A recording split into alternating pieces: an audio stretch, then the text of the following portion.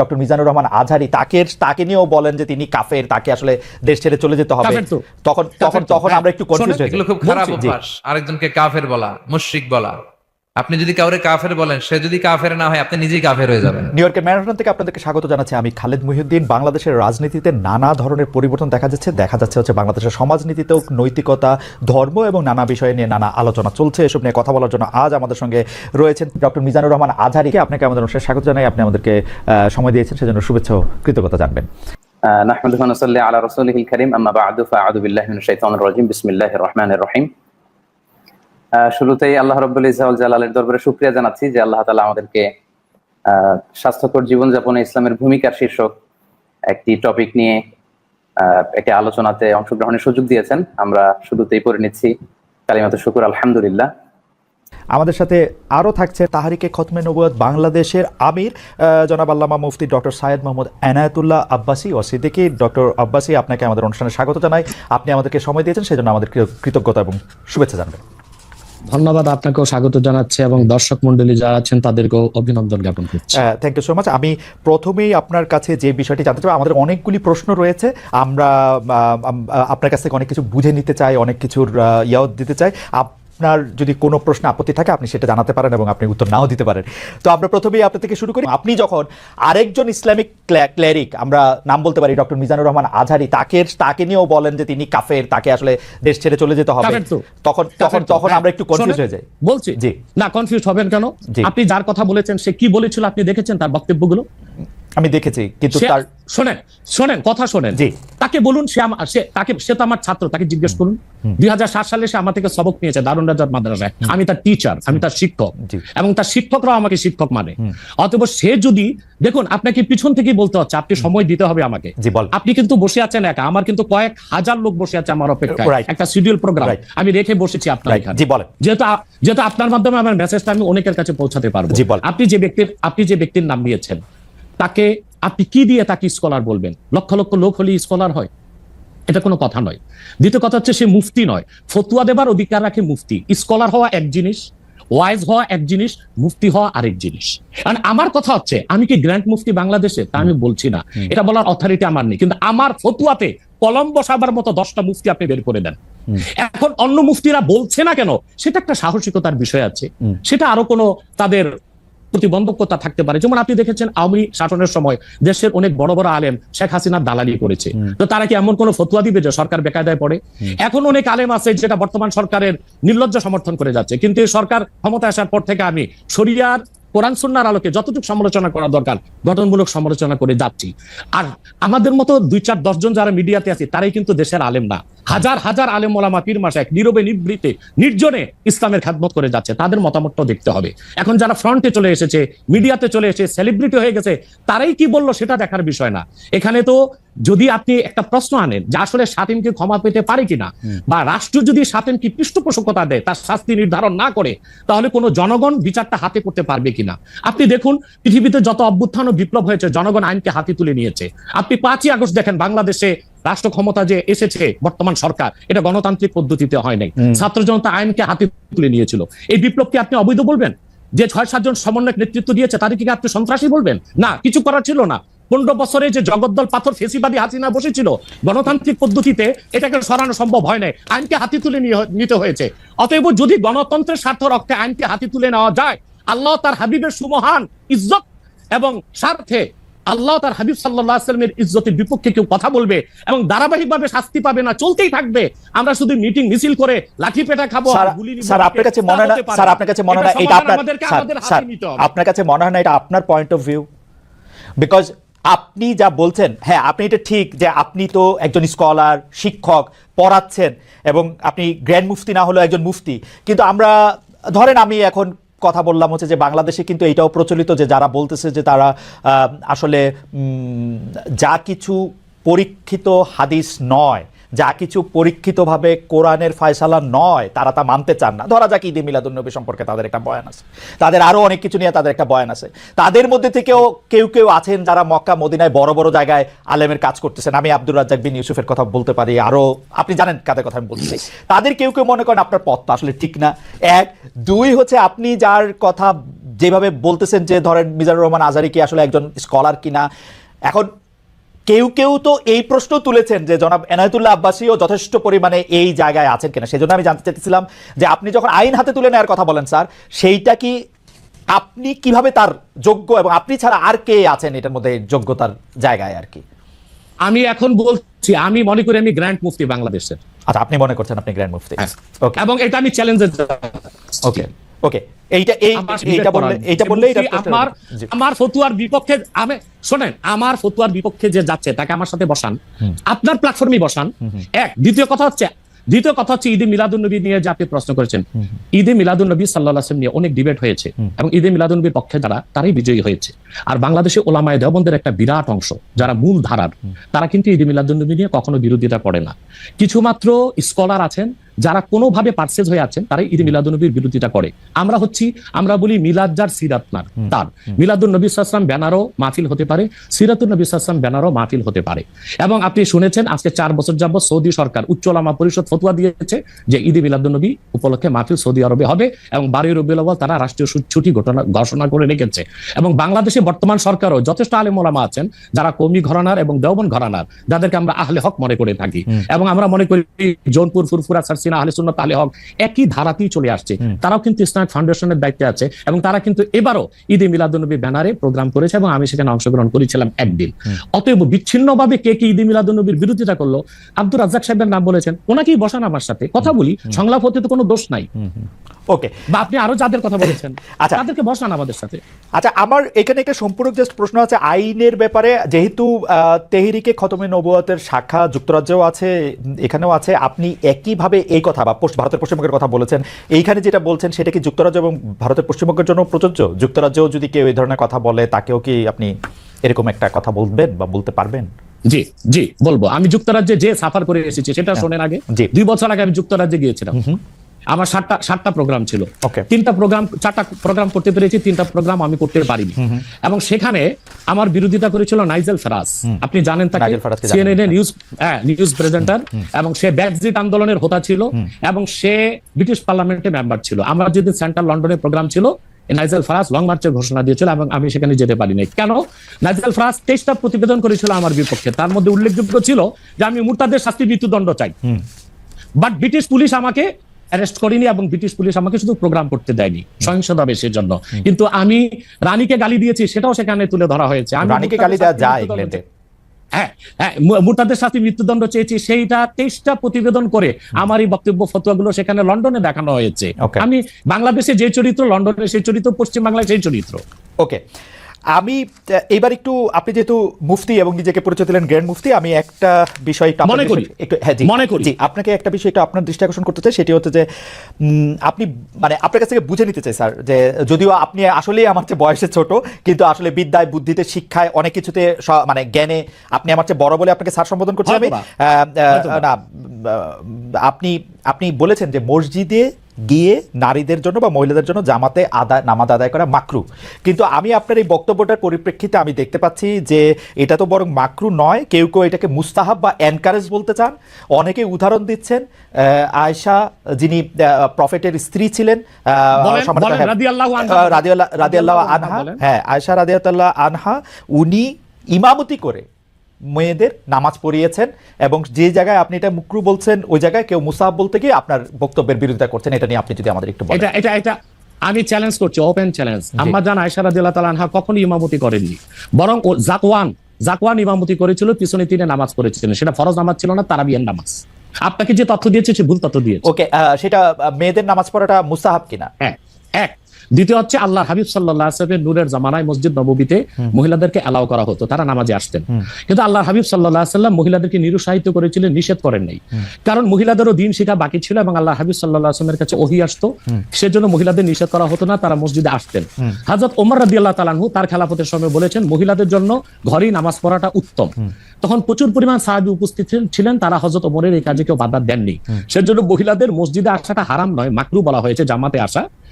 কারণ আম্মাজান আয়েশা রাদিয়াল্লাহু তাআলা আনহা নিজেও বলেছিলেন যে বর্তমানে মানে 1500 বছর আগেই আম্মাজান আয়েশা বলেছেন যে এখন মহিলাদের মসজিদে না আসাই উচিত ফিতনার এই সময়। তো 1500 বছর আগে যদি ফিতনার আশঙ্কা করে আম্মাজান আয়েশা মসজিদ নববীতে মহিলাদের আসাটাকে নিরুৎসাহিত করে থাকেন, তাহলে হযরত ওমর রাদিয়াল্লাহু তাআলার সিদ্ধান্তটা সঠিক ছিল। আর বর্তমান যুগে সেটা আমরাও নিরুৎসাহিত করি, এজন্যই মাকরু বলি। মাকরু মানে হারাম নয়, খুব কঠিনভাবে নিষিদ্ধ নয়, জাস্ট নিরুৎসাহিত করা।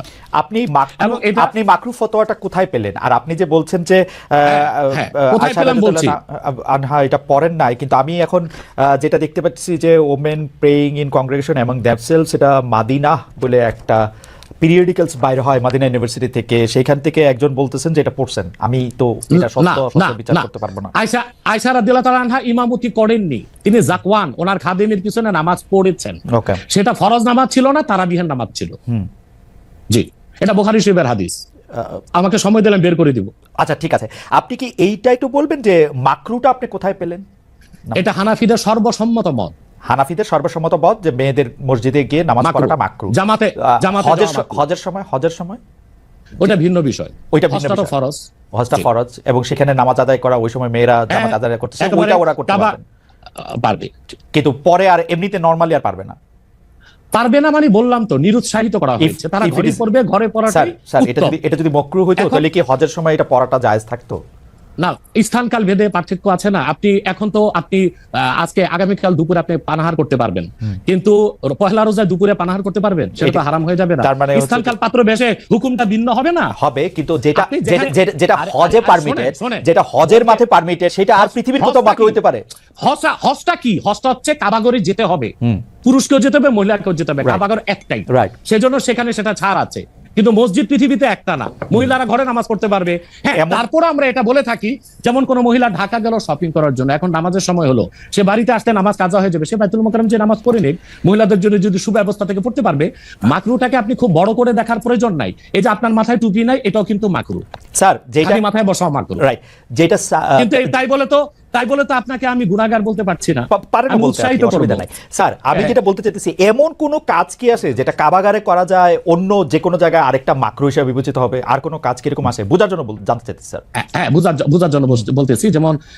যেমন কাবাগারে উপস্থিত হলে ওযু অবস্থায় যেতে হবে, অন্য কোনো জায়গায় গেলে ওযু অবস্থা লাগবে না। কেউ যদি হজ করতে ইহরাম ভাবে, স্ত্রীর সহবাস তার জন্য হারাম যতদিন কাবাগারে। না, যেটা কাবাগারে করা যায় সেটা অন্য কোথাও হারাম আছে কিনা? কাবাগর, হ্যাঁ, হারাম আছে। যেমন কাবাগর তোয়াফ করা হচ্ছে ফরজ, হজের একটা ফরজ, কিন্তু পৃথিবীর অন্য কোনো ঘর, কোনো জায়গায় তোয়াফ করা যায় না। সেখানে যেটা যে অন্য জায়গায় যায় না, মানে যেহেতু কাবাগর তোয়াফ করা যায়, মানে কাবাগর শুধু তোয়াফের জায়গা, কাবাগর তোয়াফ করা ফরজ। কিন্তু পৃথিবীর অন্য কোনো মসজিদ বা আল্লাহর ওলির কোনো কবর বা মাজার তো তোয়াফ করা যাবে না, সেটা তো শিরক। তাহলে স্থানকাল পাত্র ভেদে এবং সময়ের ভিন্নতার কারণে হুকুম পরিবর্তন হয়। যেমন আমি আপনাকে একটা উদাহরণ দিয়েছি, আগামীকাল আপনাকে দুপুরে খেতে হবে, সেটা খাওয়া আপনার জন্য সওয়াবের কাজ। আল্লাহ বলেছেন কুলু ওয়াশরাবু, খাও পান করো, কিন্তু ঠিক পহেলা রোজার দিন দুপুরে আপনি খেতে পারবেন না, সেটা হারাম। অথবা মাকরুর বিষয়টাও স্থানকাল পাত্র ভেদে তো পরিবর্তন হবে। লাস্ট কোশ্চেন এই সিরিজে জাস্ট বোঝার জন্য, আমাদের অনেক দর্শক জানাচ্ছেন যে সৌদি আরব সহ ইসলামী বিশ্বের অনেক দুনিয়ায় মেয়েদের জামাতে নামাজ পড়ার ব্যবস্থা মসজিদে আছে, তাহলে সেই ব্যাপারটা কি মাকরু কিনা, এবং তাদের শরিয়া বোর্ড সেইটাকে আসলে পরীক্ষা করছে কিনা? আবার বলেন তো প্রশ্নটা। এমন অনেক মুসলিম দেশ আছে, সৌদি আরব সহ, আরব দেশ সহ, যেখানে জামাতে মেয়েদের নামাজ পড়ার ব্যবস্থা আছে। বিশেষ করে রমজানের সময় তো তারাবির নামাজের ক্ষেত্রে মেয়েরা অনেকেই যান। তো সেই ক্ষেত্রে তারা এই মাকরুর ব্যাপারটা অবগত কিনা, তাদের শরিয়া ব্যাপারটার দিকে নজর আছে কিনা? আপনি হয়তো ভুলে গেছেন আমার উত্তরটা। হানাফি মাযহাব মতে মাকরু। আমরা যেহেতু মাযহাব হানাফি মানি, এই জন্য মাকরু। কিন্তু সৌদি আরবে হানাফি মাযহাব না, হাম্বলি মাযহাব, সেখানে মাকরু না। আচ্ছা, মানে হানাফি মাযহাব মতে মাকরু।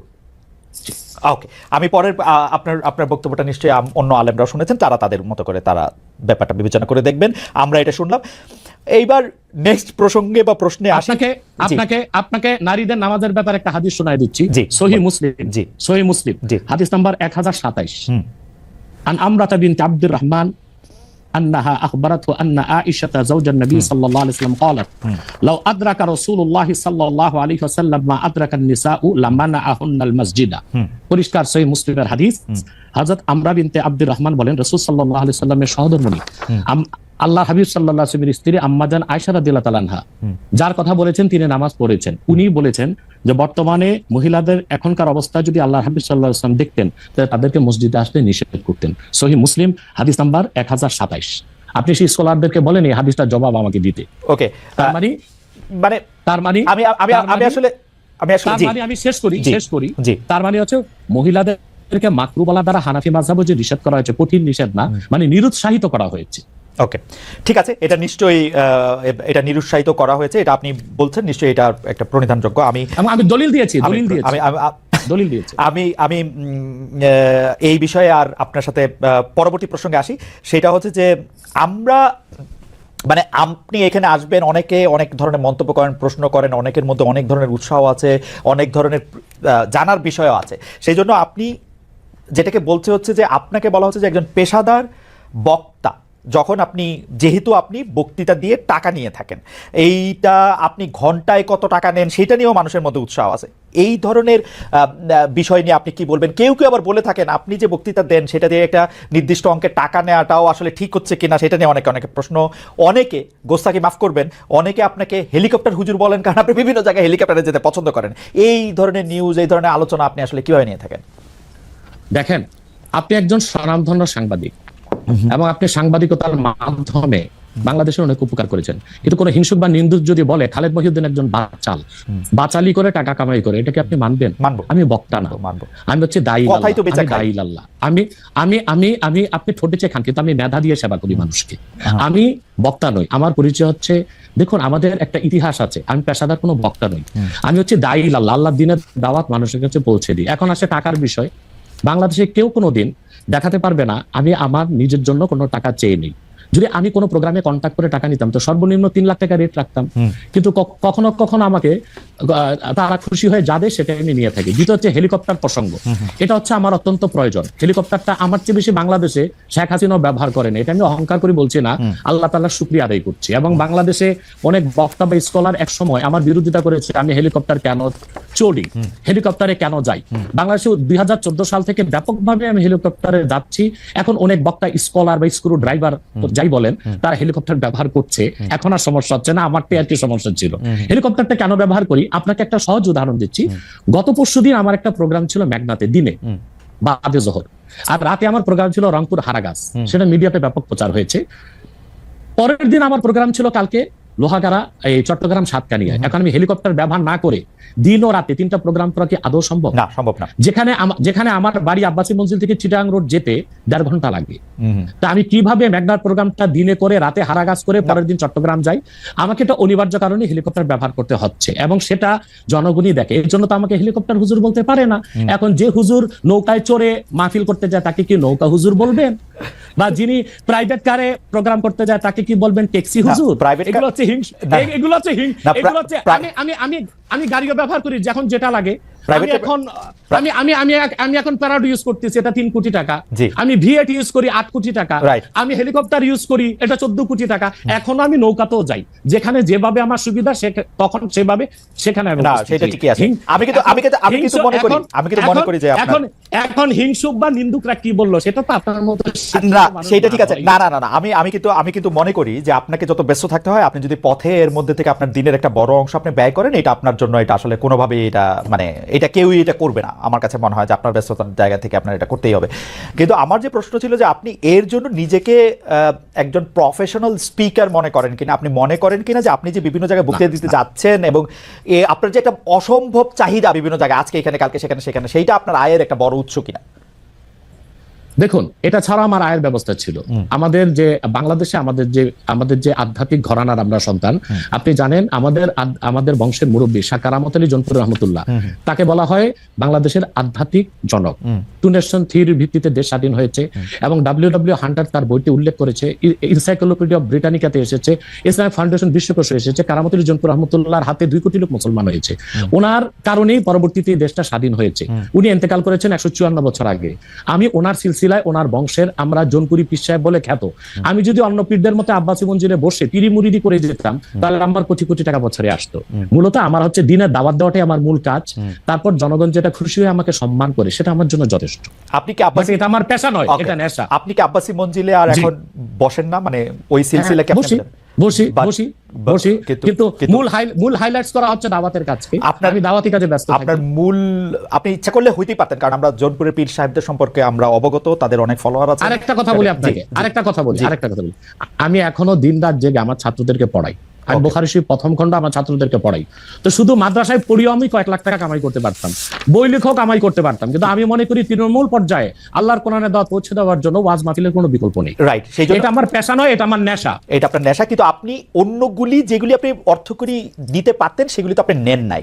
আপনি নিছেন হচ্ছে দিনের দাওয়াতের জায়গাটাকে, টাইমটাকে, সেই ওগুলো নিচ্ছি, ওগুলি আপনি ঠিক টাকার জন্য আপনি ব্যবহার করছেন না, আয়ের ব্যবস্থা নয়। রাইট, সেই জন্য আমরা আপনাকে একজন পেশাদার বা প্রফেশনাল রিলিজিয়াস স্পিকার এরকম বলতে পারি কিনা, সেটাই ছিল আর কি আমাদের প্রশ্ন।